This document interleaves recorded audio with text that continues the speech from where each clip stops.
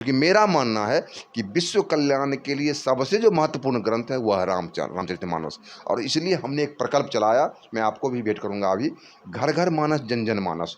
हर घर में मानस जानी चाहिए, क्योंकि मानस का सीधा सा छोटा सा फॉर्मूला यह है कि उसमें आपके जो पारिवारिक राजनीतिक सामाजिक जिंदगी है उसका गूढ़ है उसमें एक। इस अभी के दौर में देख रहे हैं, बच्चे शिक्षा तो ग्रहण करते हैं लेकिन कहीं ना कहीं संस्कार से इतना दूर होते जा रहे हैं जो एकदम कहना, आप बहुत अच्छा क्वेश्चन करें, बहुत खुशी आ रही है।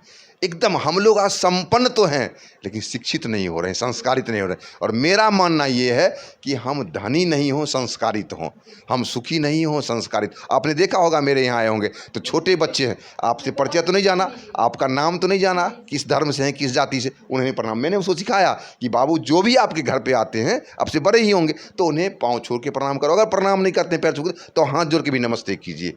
नमस्कार दर्शकों, मैं रश्मि कुमारी और आप देख रहे हैं आर बिहार न्यूज़। आज हम आए हैं दलसिंह सराय में और सर से मिलते हैं, सर की कहानी क्या है और इन्हीं की कहानी और इनकी ही जुबानी सुन। सर आप अपना परिचय दीजिए। मैं प्रोफेसर पी.के. झा प्रेम, जो शाहपुर पगरा स्थित पावनांगन में आपका स्वागत है।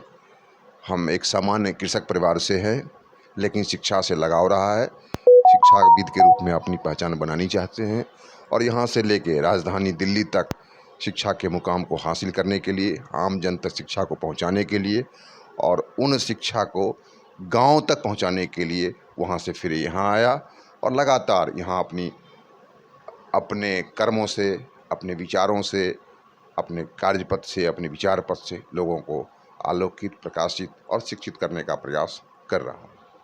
तो जैसे आपने कहा जो दिल्ली से यहाँ आए हैं, तो बहुत लोग हैं जो यहाँ से दिल्ली जाते हैं, लेकिन मैं चाह रहा था कुछ नया दूं और इस कारण मैं दिल्ली में गया। वहाँ दिल्ली के एक प्रतिष्ठित संस्थान सचदेवा न्यू पीटी कॉलेज में, जो प्राइवेट था लेकिन भारत की सबसे बड़ी प्राइवेट संस्था थी, वहाँ हमने असिस्टेंट एज ए शिक्षक शुरुआत की और असिस्टेंट डायरेक्टर तक मैं गया। वहाँ सीखने का प्रयास किया, विभिन्न तरह के आयामों को देखा कि किस तरह से सामान्य वर्ग लोग भी अच्छे पदों पर जा सकते हैं। और मैंने वहाँ देखा कि मैं एक सामान्य सा शिक्षक था लेकिन अपने कर्मों के बदौलत, अपने मेहनत के बदौलत पर और मौके का इस्तेमाल किया, प्रभाव का इस्तेमाल किया और मैं असिस्टेंट डायरेक्टर तक गया।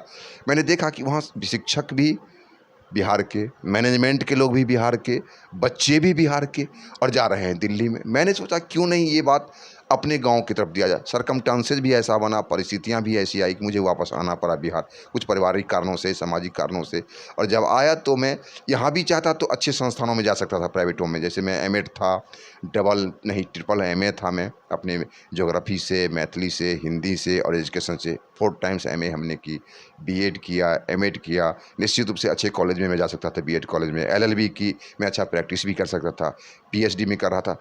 लेकिन मैंने देखा कि नहीं, अच्छी डिग्रियां, अच्छी नौकरियां सब कर लेते हैं, आप कुछ ऐसा करके जाओ कि लोग आपको याद करें। और इसीलिए मैं सामान्य कॉलेज यहाँ के उजियारपुर एमआर जनता में ज्वाइन किया, लेकिन मैं सामाजिक क्षेत्रों में बढ़ चढ़ करके और निःशुल्क सेवा जो सरकार देती है, जो दिया तो भी ठीक है, नहीं दे रही थी तो भी ठीक था।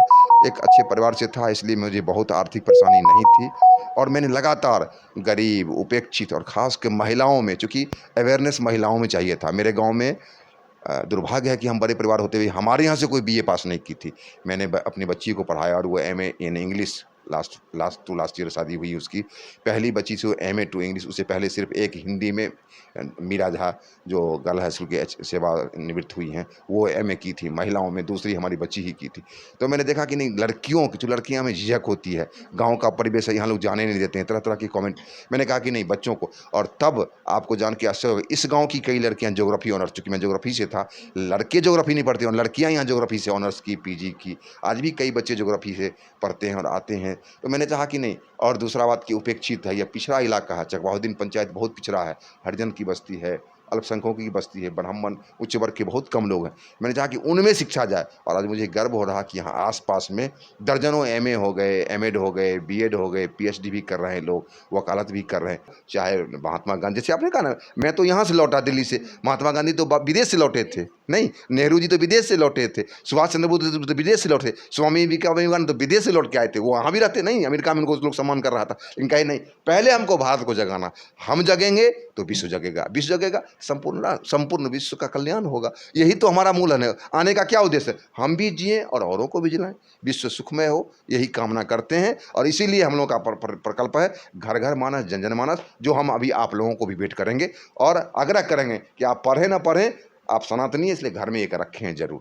लेकिन सर अभी के दौर में देख रहे हैं बच्चे शिक्षा तो ग्रहण करते हैं, लेकिन कहीं ना कहीं संस्कार से इतना दूर होते जा रहे हैं जो एकदम कहना, आप बहुत अच्छा क्वेश्चन करें, बहुत बहुत खुशी आ रही है। एकदम हम लोग आज संपन्न तो हैं लेकिन शिक्षित नहीं हो रहे हैं, संस्कारित नहीं हो रहे हैं। और मेरा मानना ये है कि हम धनी नहीं हों, संस्कारित हों, हम सुखी नहीं हों, संस्कारित। आपने देखा होगा मेरे यहाँ आए होंगे तो छोटे बच्चे हैं, आपसे परिचय तो नहीं जाना, आपका नाम तो नहीं जाना, किस धर्म से हैं, किस जाति से, उन्हें प्रणाम। मैंने उसको सिखाया कि बाबू जो भी आपके घर पे आते हैं आपसे बड़े ही होंगे तो उन्हें पाँव छोड़ के प्रणाम करो। अगर प्रणाम नहीं करते पैर छू तो हाथ जोड़ के भी नमस्ते कीजिए, नमस्ते जरूर कीजिए। नमस्ते से क्या होता है कि अगर वो अनमने मन से भी आशीर्वाद देंगे तो आपको लगेगा, नहीं कहते हैं कि लग गया तो लगेगा। इसलिए हम चाहेंगे इस आज के चैनल के माध्यम से सभी लोगों को, आप अच्छे डॉक्टर बन जाएं, इंजीनियर बन जाएं, चाहे जो कुछ बने, लेकिन संस्कारी जन बने। कि अगर आप संस्कारित नहीं बन रहे हैं तो कल को आपके लिए वृद्धावस्था खुलेगा, वृद्धाश्रम जाना पड़ेगा, वहाँ कोई रोक नहीं सकता। और आज मैं देख लीजिए कि मैं 12 साल से बीत रहित सेवा में हूँ। मैं लास्ट ईयर बीमार भी पड़ा, इसी घर में हमको एक दिन 101 आदमी मिलने जुटे थे। तो मुझे लगा कि मेरी सार्वजनिक ज़िंदगी संतुष्ट, कि मेरे जैसे सामान्य कार्यकर्ता के बारे में कि हार्ट अटैक हुआ और लोग आने लगे। तमाम लोग आए, चेन्नई से आए, गोरखपुर से आए, कानपुर से आए, दिल्ली से आए, कलकत्ता से आए, टाटा से आए, जमशेदपुर से आए, भागलपुर से आए, देवघर से आए, रांची से, पता नहीं कहाँ कहाँ के लोग मिलने आए। तो मुझे लगा कि वो सार्थक था और उन बच्चों को भी लगा कि हमारे दादाजी या हमारे अंकल तो वित्तरहित में है। वित्तरहित का मतलब बिहार सरकार में जानते हैं एक समस्या है वित्तरहित का।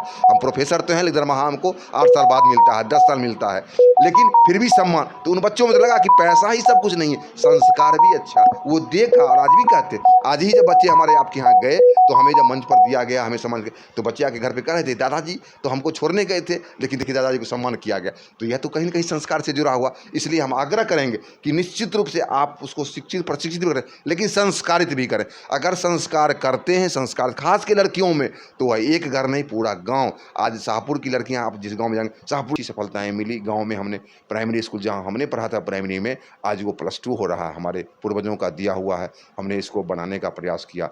हम गांव में 82 में ही पुस्तकालय अपने नाम से प्रेम पुस्तकालय की स्थापना की थी कि जो लोग गांव में पुस्तकों से लगा। आज भी मुझे पुस्तकों, आप देख रहे हैं सामने पीछे रैक में पुस्तकें भरी पड़ी हुई है, तरह तरह के मेडल्स हमारे भरे पड़े। हमने यही प्रयास किया कि हम कुछ ऐसा करें जो लोग हमारे बात याद रखें, हमको शिक्षाविद के रूप में याद करें, हमें शिक्षा सेवी के रूप में याद करें, हमें समाज सेवी में। प्लस जो मिथिला, जहाँ हम बैठे हुए मिथिला क्षेत्र कहलाता, बहुत उपेक्षित था, सब कुछ संपन्न होते भी हमें बहुत दूसरे निगाह से देखा जाता था। मैंने उस क्षेत्र में काम करना चुका। मेरा काम ही है धारा के विपरीत चलना। लोग पार्टी में जाते हैं, जाति में जाते हैं, हम मिथिला में गए और मिथिला के सुदूर देवघर से लेके और महीनाथपुर नेपाल तक मिथिला का सेवा किया। उसमें मिथिला भाषी, मैथिली भाषा, मिथिला के चरित्र, ऐतिहासिक, वैज्ञानिक, राजनीतिक, हर तरह के माहौल को उठाने का प्रयास किया, जागृत करने का। हम लोगों का एक बहुत बड़ा मांग है कि मैथिली भाषा को द्वितीय राजभाषा बिहार में किया जाए। अब देखते हैं कि हमारे जो स्टेशन है वहाँ पर मैथिली में दूरभाष पर उद्घोषणा की जाती है। ये सब हम लोगों का अचीवमेंट रहा, हमने पाया है। तो मुख्य उद्देश्य मेरा रहा है कि मैथिली भाषा, मिथिला क्षेत्र का विकास और हरिजन, अल्पसंख्यक और खास के महिलाएँ, जो किसी भी वर्ग की महिलाएँ, उसमें दर्जनों बार हमने अपना सहयोग दिया है लोगों को, अर्थ से हो, शरीर से हो, और उनको चाहा कि वो पास करें। और इस गांव में आश्चर्य होगा कि आपके हरिजन के बच्चे भी BA पास किए हैं, MA में पढ़ रहे हैं। तो सर अभी के लोग हैं सनातन धर्म के ऊपर ज़्यादा उतना फोकस नहीं करते। हाँ, और अभी के सर जो लोग हैं वो ज़्यादा सनातन धर्म के ऊपर फोकस नहीं करते हैं, तो उस पर आपका दर्शकों के लिए क्या आप कहना चाहेंगे? बहुत बहुत बहुत बहुत बहुत मुझे बहुत सबसे अभी इन दिनों जो मैं जिस पर काम कर रहा हूँ वो इसी सनातन धर्म पर है।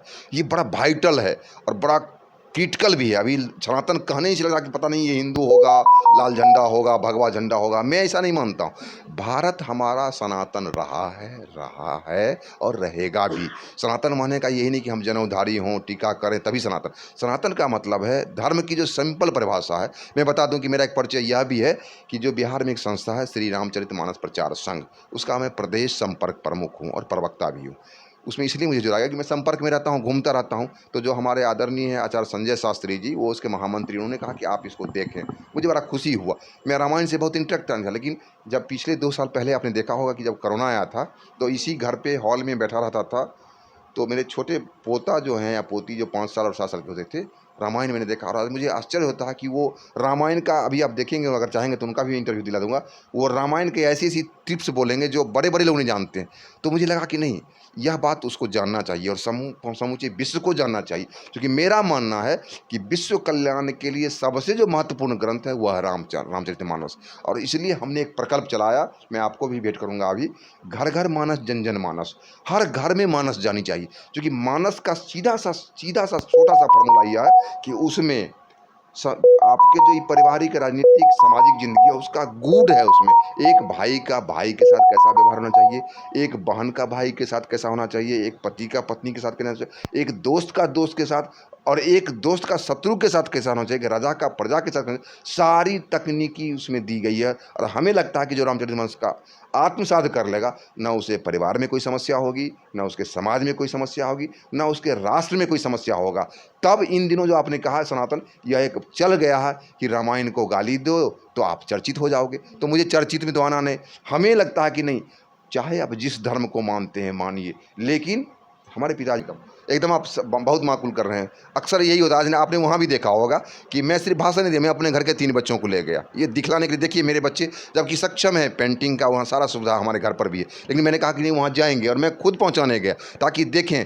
दूसरा कि घर से ही दिखा जाता, तो आप जान लीजिए कि पहले हम लोगों के कास्टों में शिक्षा पर कम ध्यान दिया जाता था, नहीं हमारी लड़कियां बाहर नहीं जाएगी, लेकिन मैं इसको तोड़ा, इस मिथक को। अपनी बच्ची को मैंने कहा ना दिल्ली ले गया, इंग्लिश ऑनर्स कराया, ठीक है, उसका इंग्लिश से पीजी कराया, MBA कराया, फिर शादी जो हमारी परंपरा होती है अपना वो कर रहे हैं। उसके बाद देखिए हम अपनी पत्नी मैडम को सोशोलॉजी से ऑनर्स कराया, सोशोलॉजी से पीजी करा रहे हैं, जबकि उन्हें नौकरी नहीं कराना लेकिन शिक्षित कराया। अब देखिए पुत्रवधू आई हमारी, अपनी पुत्रवधू भतीजे की पत्नी है, तो उसको मैंने BA ऑनर्स कराया, और फिर उनको बाल विकास शिक्षा जो DLED कोर्स होता है वो भी कराया हमने, कि ताकि वो नौकरी करे लेकिन बच्चों को शिक्षित करेंगे।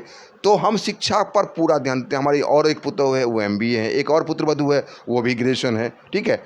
तो हम चाहते हैं कि सब चीज़, हमारी भाभी सिर्फ साक्षर थी, हमने उनको यहाँ मैट्रिक कराए ना, उनके नाम पर स्कूल खोला, उन्हें वहाँ पर भी शिक्षा दिया।